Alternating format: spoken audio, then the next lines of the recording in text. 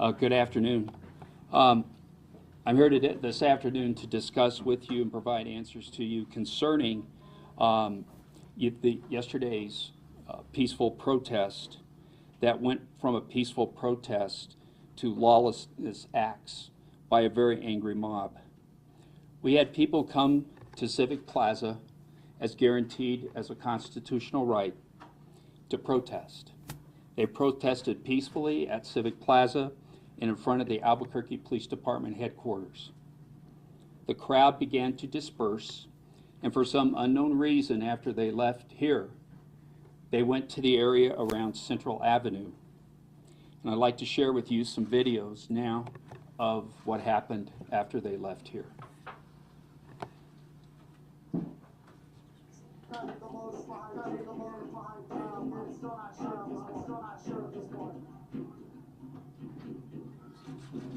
So there's a large group pulling on the strap. I don't know right now. However, we do have traffic flow coming in on the last lane, and I can't guarantee that everyone's going to agree with what we're doing. So I can't guarantee that other people on the interstate aren't going to be violent with their cars.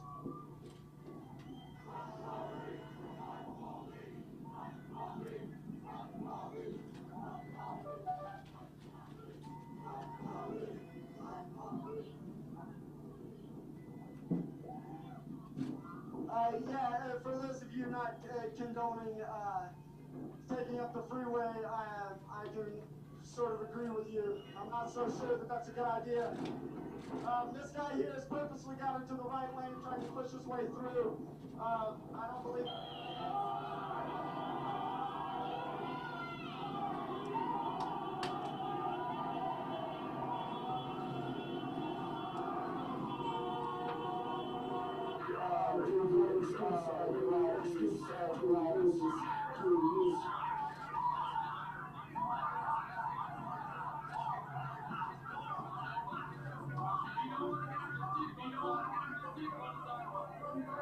So people are saying, run over and go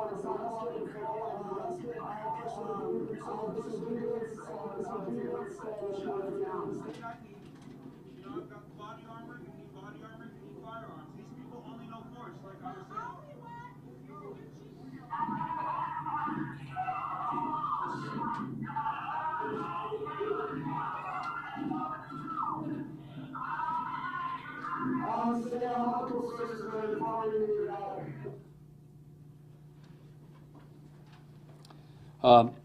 As you can tell by the video, some of the things that did occur is that there was, in fact, an injury accident on Central underneath I-25.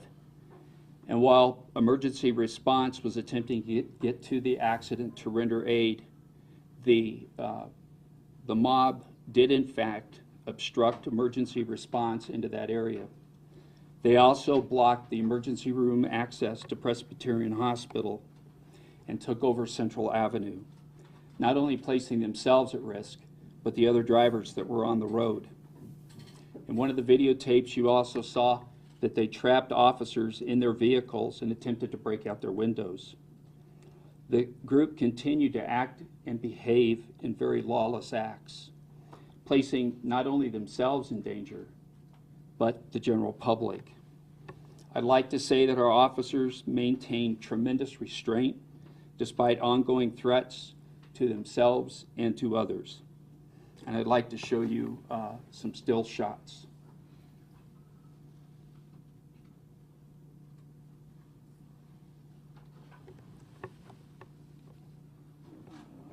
Go to the next one. This is at Central and Yale, where they had climbed up the light pole. Sometime later, they tied a towing strap onto the sign in an attempt to pull down the sign. This is where they were stopping traffic on Interstate 25, and even at one time, they laid down on the interstate in front of moving traffic. As the evening progressed, this person showed up with an AK-47 rifle, assault rifle, put on body armor, loaded the weapon, and said to use force against the police officers. We believe that our officers acted with a tremendous amount of restraint. And I'd also like to thank the Bernalillo County Sheriff's Department, the New Mexico State Police, as well as the Rio Rancho Police Department who assisted us. I'd also like to clarify some information. There were only 4 people arrested by the Albuquerque Police Department as a result of this mob. I also like to let you know that one of our officers who was actually on this detail stayed with the detail, and shortly after we were able to disperse the mob, he went to the hospital to see his new baby born. Tremendous amount of dedication, tremendous amount of strength and courage. The situation was very fluid, ongoing, and it was over a 12-hour incident. If anybody has any questions, I'd be more than glad to answer them. What's the crowd estimate of yesterday's protest? You guys have a good round number? I can tell you that somewhere between 300 and 350 was the size of the original protest that began at Civic Plaza and then moved to the front of the Albuquerque Police Department. And it stayed around that? It didn't grow? I'm sorry? It didn't grow throughout the week? No. Chief, can you talk about the decision to use tear gas and riot gear there at 5th and Roma when it seemed like the crowd was dispersing at that time? Why the riot gear? Why the tear gas? Well, our emergency response team is set up for 2 reasons. Not only to protect the community, but to protect those people who are engaging in a lawful protest. This did not become a lawful protest. It became a very angry mob. Gas was dispersed shortly after that man displayed the AK-47. That was a very dangerous situation, not only for the law enforcement officers, but for the other protesters that were there. What about at Central near Girard? When was the decision made there to use the tear gas? Same thing there. We had been receiving calls from people that were concerned about the safety of themselves. Also, we got some calls from people that their families were trapped inside their vehicles. They were concerned about them. Again, we kept giving them orders to disperse, and the crowd did not. Can you tell us how many times your officers did deploy tear gas? How many situations? Just twice. Just twice. One was at Central and Girard. Central and Girard, What was the other? right down here at, I believe it's 5th and Fruit. So how many canisters of tear gas do you think were deployed? I do not have that information, but we can find out. You took down your Facebook and Twitter page. Why was that? Because media, we felt like we weren't really updated all that much, and to let the public know what was going on. Why was that social media taken down, and why weren't we updated? Actually, those were taken down long before this event. Based on information that we were provided by IT specialists, I believe it was on Thursday, we took down both Facebook and Twitter. So why wasn't there communication during this protest? Like, we didn't know what was going on besides having people in there. There was no communication to the public. It was a very fluid situation. It was a situation where we were constantly having to assess. We did provide information to the University of New Mexico Police Department to make those people aware. We also notified the businesses on Central Avenue that we could to make them aware of the situation. Is there a game plan going forward for potential other protests? No, we always have plans in place. So what we're doing right now is we continue to monitor the situation and again, respect the right for 2 people to have a peaceful protest. What was the plan going into this protest? The plan going into this was to exactly do what we did. We allowed, without any interference from any law enforcement officials, them together over at Civic Plaza to come over here to the front of APD headquarters. They were actually a very peaceful, what I would call peaceful crowd. There was no unrest. And then after they left here, we don't know exactly what happened, but the crowd completely changed its mood its tone. And again, we don't know why, but it went from peaceful to this mob. So bad that there were reports of attacks on attacks within the group. In other words, protesters stating that they were being harmed by other people in the group. So we were doing everything that we could to make sure that everybody was safe, including those protesters that wanted to have a peaceful protest and not to be taken over by what appeared to be a mob mentality, to say the least. I met a young woman at Civic Plaza yesterday who may have had a part in this. She said she was in communication with police. Did you have contact with anybody in there? She said as soon as they started heading towards Central, that's when she knew it could get out of hand. Were you in contact with anybody part of the protest during that time? Yes, as a matter of fact, that's always part of our plan, but not only our plan, but any police department's plan, is that we try to maintain communications with the protest organizers. We discuss how many people are going to be there, what can we do to assist them in providing with a peaceful protest. One of the things that we've done in the past is we've barricaded the streets to make sure that no vehicles can cause them harm when they're walking from one point to another. So it's very good for us, and we will continue to do that, to reach out to those people who we know are going to be having any type of gathering. Did I understand you correctly that you basically said that the tear gas was deployed because a man had an AK-47? Or did you say shortly after? Can you tell me what the causality was? Was it because somebody saw the AK-47? Was that, can you tell us the? Sure. Shortly after the man produced the AK-47, he was actually chastised by some of the people. And he put the weapon back in, but then he went back into the crowd. Also, the crowd, once again, was acting with very much a mob mentality. There was a variety of different issues that began to occur within that group. And one of our things that we wanted to do was not only ensure the safety of the public, but also our officers. And it was just at a point where it was very, very dangerous. Was the AK-47 real, and was he arrested? The AK-47 was real. We had officers that have seen it. We've reviewed the video. I can assure you that is not a paintball gun. Was he arrested? He'd left the scene, and we are in the process of an ongoing investigation to this event. How many of the four that were arrested have been released? That I don't know. What were their charges? It would have been a disorderly conduct. The reason why I think I'm asking is because we're getting this information that 5 of the 6 were released earlier today. Obviously, it was bad information, so you don't know how many have been released. They're still in custody. That I don't know. I did not look into that. I know how many we arrested, which was 4. What were you added that police presence during April 7th?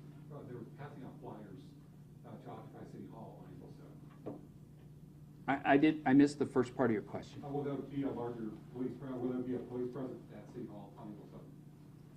Did you see those flyers? Well, I think it's really important for everybody to understand that yesterday there was no police presence during the protest.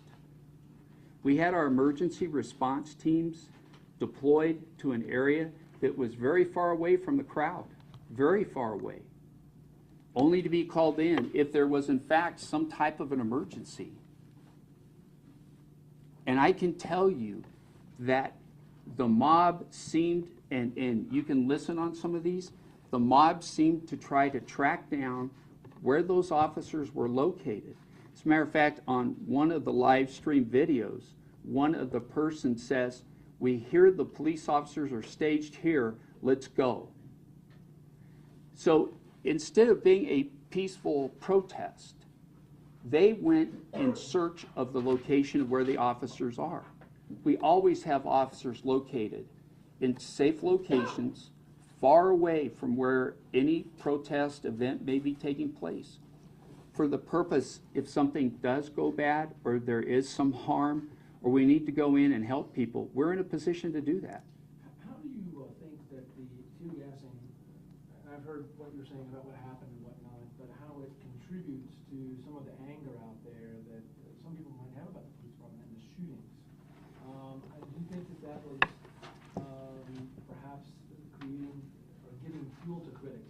that the police force is using excessive force. How would you answer that? And that's out there. I would answer it this way. Our emergency response teams were out there for the sole purpose of making sure that the protesters were safe and the general public was safe. The situation shifted. The situation shifted from protest to a mob. Are there any lessons for APD? Is there anything to learn from what happened? There are. We had a debriefing this morning, and we're going to continue to have debriefs as we get together more information. There's always something to be learned. Do you Can you feel tell us like the what that riot is? gear instigated anything? I mean, on that video, that live stream, they're talking about where the police are at. Do you think if you kind of had just let them disperse, because at least at the 5th and Roma location, they're trying to leave and then they get drawn into where the officers in riot gear, looking back, do you feel like maybe you should have held off on having those officers go out in full riot gear? I want you to remember that our officers were deployed there for emergency response in the event something went bad. We didn't go looking for them. They came looking for us. And what happened was those officers were put in harm's way. They never took any action to defend themselves, to fight the fact that things were being thrown at them, rocks, bottles, being spit on. All they did was stand there and act in extraordinary measures, in extraordinary ways. We remained calm. The crowd, as you stated, appeared to walk away. We were ready to move out. Then all of a sudden, they came back. That's one of the things we do not know, is what was going on inside of that crowd. But we do know that we did our best, our absolute best, to protect lives and property. Chief, on your first day, you said that the recruiting efforts were getting harder and harder because the eligible pool, because of the high standards, was getting smaller and smaller. When people watch what's been going on for the last couple of weeks, is it going to make it even more difficult for the department to recruit new officers? I actually believe, after just being in the chief for over 30 days, just right at 30 days, is that we have to change the way we recruit. And we are adopting a new recruiting philosophy. And I'll have more of that information either later this week or next week. But we've titled our program Recruiting for the Millennium. Can you give us an Can you update on say- the James Boyd case? What stirred all of this protest in the first place? The officers, the investigation? As you know, the United States Department of Justice has agreed to take a look at this case.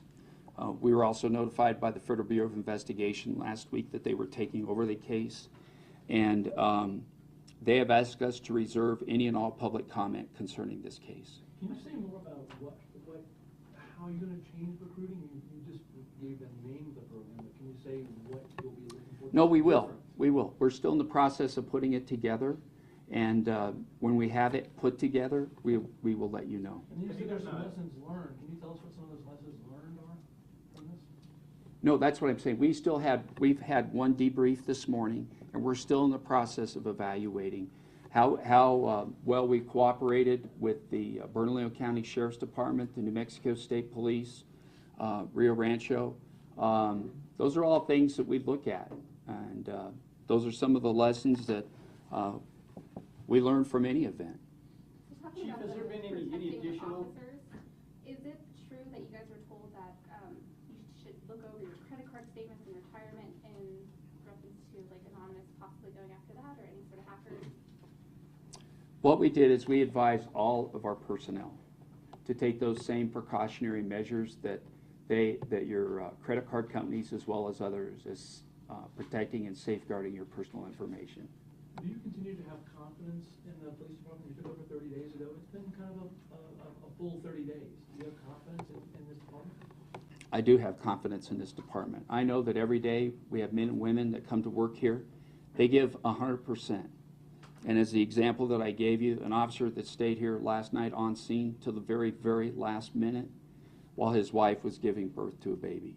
I think those are the officers that give 100%, and I do have confidence. Also, I understand that there may be additional questions. There was some misinformation out there about injuries or anything like that. Did someone have? I do. It was reported last night that Mayor Barry had said that one officer had been injured. Is there a update on that? That is correct. Last night, one of our officers did in fact suffer a minor injury as a result of this incident. It was a minor injury. Is it like a rock Was it- thrown, or- No, he actually had an injury to his knee. Was it as a result of a protester, or, It was a result of the protest, yes. okay, but did a protester inflict that onto him? No. And could you also check, is it really 4 who were arrested, because It the was jail's really telling 4. us 6. It was really 4. So the jail, okay. So Okay. could it have been another law enforcement agency that arrested the other 2? I think you really have to be careful when you look at times and dates. Remember that we still had businesses that were open. There were also other calls for service along Central Avenue not related to this. So you just need to remember that when you look at this, that there were additional calls for service all up and down Central Avenue. The protesters were dispersed sometime around 11:40, somewhere around there. That's also the same time that most of the downtown establishments and then some of the establishments up and down Central closed. So it may have been related to that. Do you have any Has the idea? department heard of any credible threats in addition to what occurred yesterday? Either cyber attacks or other protests? No. Do you have any idea how many men and women with Albuquerque police were working this protest yesterday? I don't have that number, but we can get that number to you.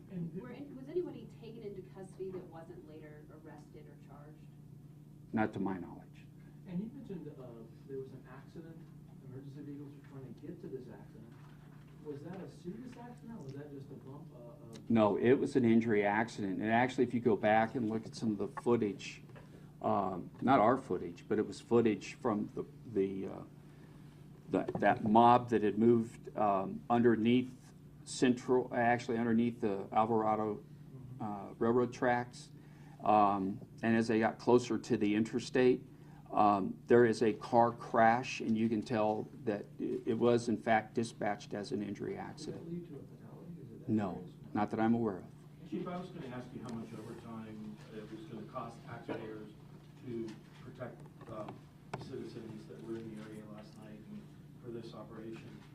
But if you don't know how many men yet, it may be premature. Yeah. Can you tell us a little bit about what you were doing last night in monitoring and coordinating and making decisions regarding the response? Actually, last night, or it was all day yesterday, we were in our command post monitoring all the activity that we could. That's why I have one-on-one sight, and I mean one-on-one, where we were able to actually see what was a peaceful protest turn into this mob state. You could tell that the demeanor was different. I'm gonna take a couple of more questions. I think everybody's got to ask 3, 5, whatever. But if anybody, folks that haven't, please feel. If you would like for us to, get the chief over. if you'd like for us to rerun any of the video, we'd be more than glad to rerun some of the video. I'm sorry to keep harping on this one issue because I know you've answered it several times, but when the protesters were peaceful and then they walked up Central and it was by UNM that we first saw police in combat gear, what was the moment when it was suit up? They were not in combat gear. Or, And I mean, yeah, was just there want to make moments sure. with Yeah. With the batons, whatever, I mean, just. You got to keep it remember up. that when they left here and they started up Central, that's where they impeded the rescue and the efforts of trying to deal with that injury accident. That's when they blocked the emergency room access to Presbyterian Hospital. They were no longer peaceful protesters. They were, in fact, had turned into a mob and taken over all of Central and was moving forward. There were people, and I think most of you had people there. If you look, there were people with families in their cars, and these protesters were beating on the hoods of their cars. You saw that on this videotape on I-25, where they were stopping traffic and engaging people that were doing nothing more than trying to get from point A to point B. it was no longer a peaceful protest. And again, I don't understand why. I don't know why. That's one of the things that's important for us to find out is what changed that, because we don't know. There were Were no riot early police- indicators as to that this was gonna take a turn? No, none. What is the Were morale riot of police police part of officers the- right now? Caleb? Were riot police part of the contingency plan from the very beginning? I mean, did you have that as part of the plan, even when you knew that this was gonna be a peaceful protest, when you were in communication with those protesters, as you mentioned? I mean, were riot police always part of the plan?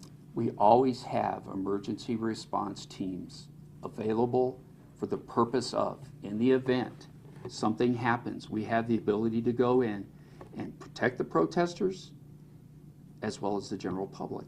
So were those officers dispatched at the very beginning of the day? Were they in wait? I mean, We always stage an emergency response team for a protest. Just for the monitoring social media, because the Anonymous, they use the same tactics during the World Trade Organization protests in Seattle.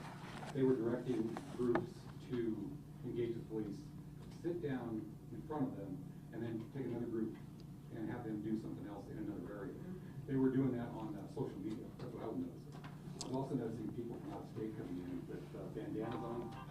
No, I don't know if they're actually from out of state, sorry. Large groups of men in cars. And then when they got to the protest downtown, because I was there, that's when they started calling for the march, down to take the streets.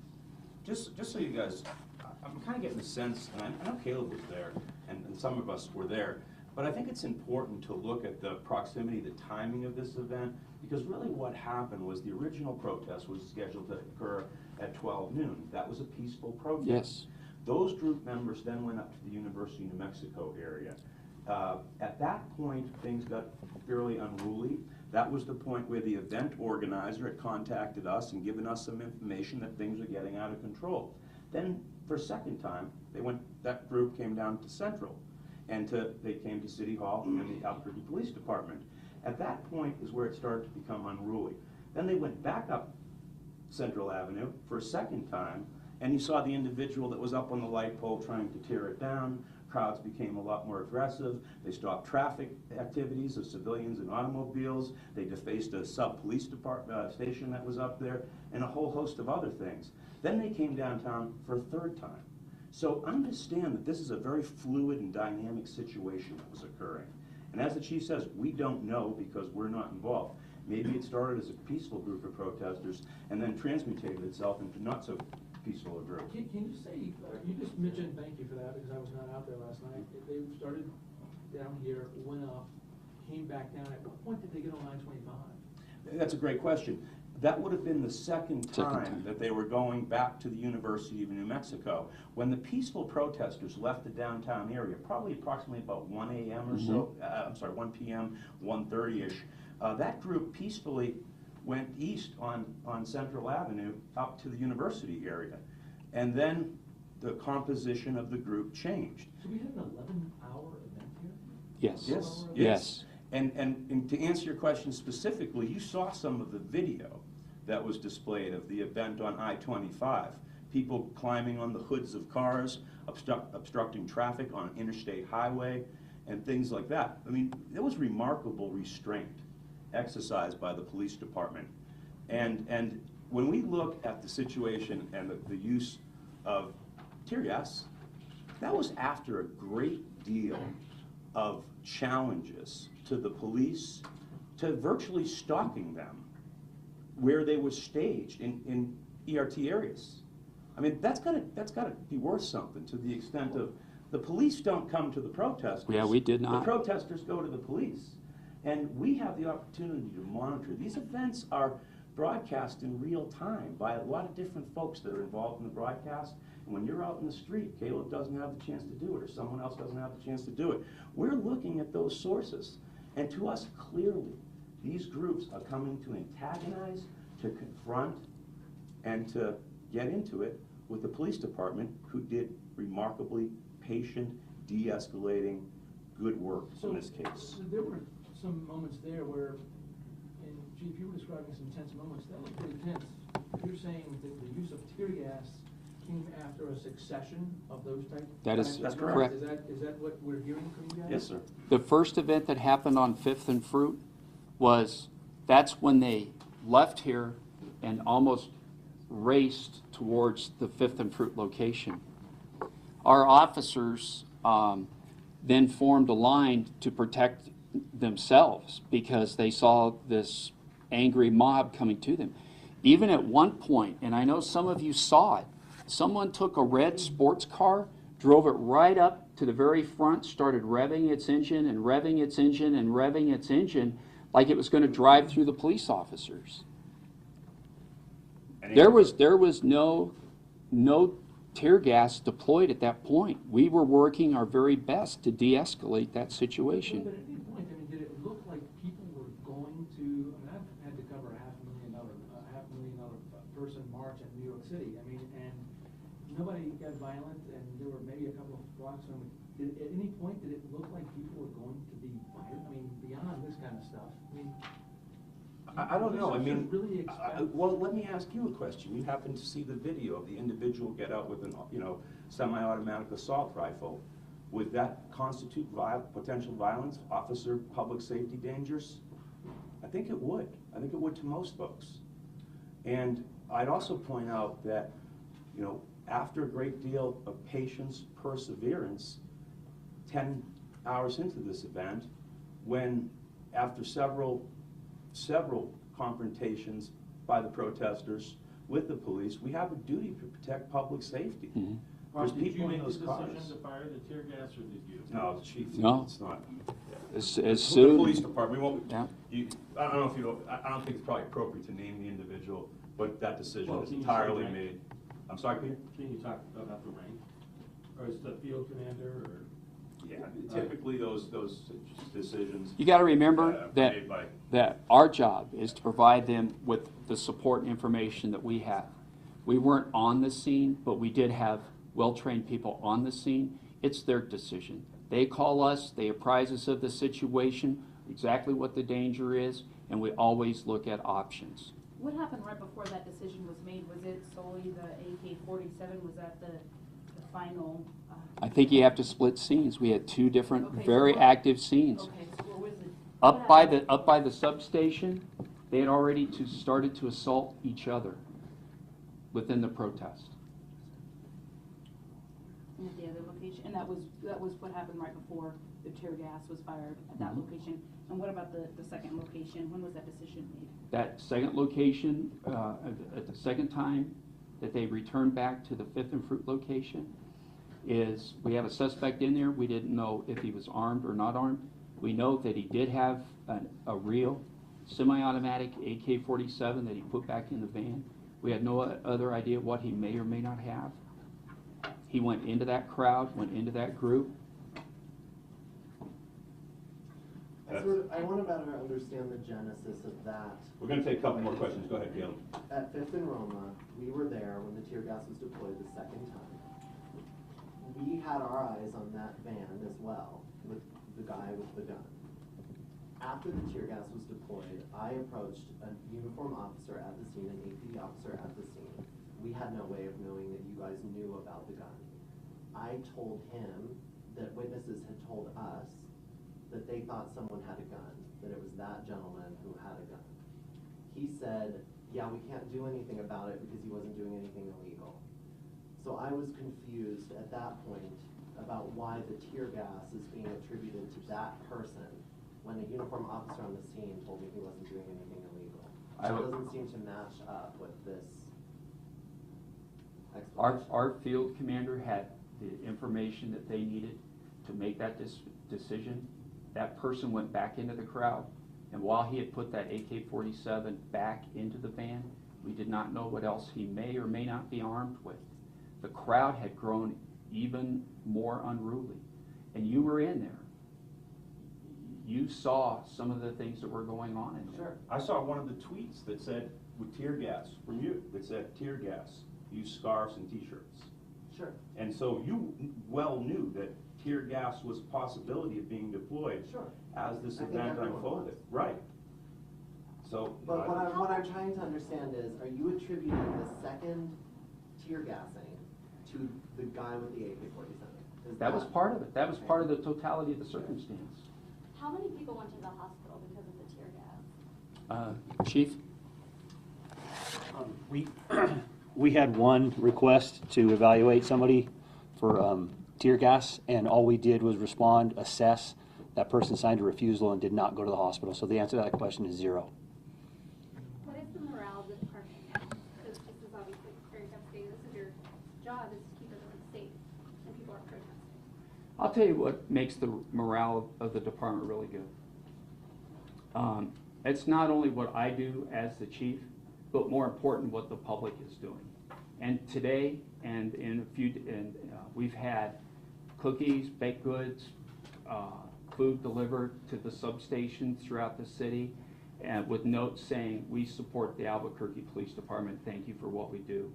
Yesterday, before I arrived down here, a lady walked up to me, handed me an envelope, and it wasn't until I got down here that I read it, and it was very kind words for the men and women of the Albuquerque Police Department, and how one of our officers responded to a critically ill patient and was there and rendered aid to that person. Those are the things that help with the morale of the department. We're going to. Well, you mentioned. This is going to be it, though, okay? You mentioned that you're reassessing how folks recruit. Are you reassessing how training is done? That seems to be one of the key questions here, right? Maybe. And that is a good question. And I've got some more information that I would like to give to you, but I'm not ready for it now. So we're still putting the plan in place. You can't put us yes or no on that one? No, I'm going to answer your question, okay? We are evaluating every component of our training, which includes what happens in the training academy, and once they graduate from the training academy, how they're evaluated through what we call our field training officer program. Okay? Thank you. Thank you, guys. Thank you very much. It's Rob.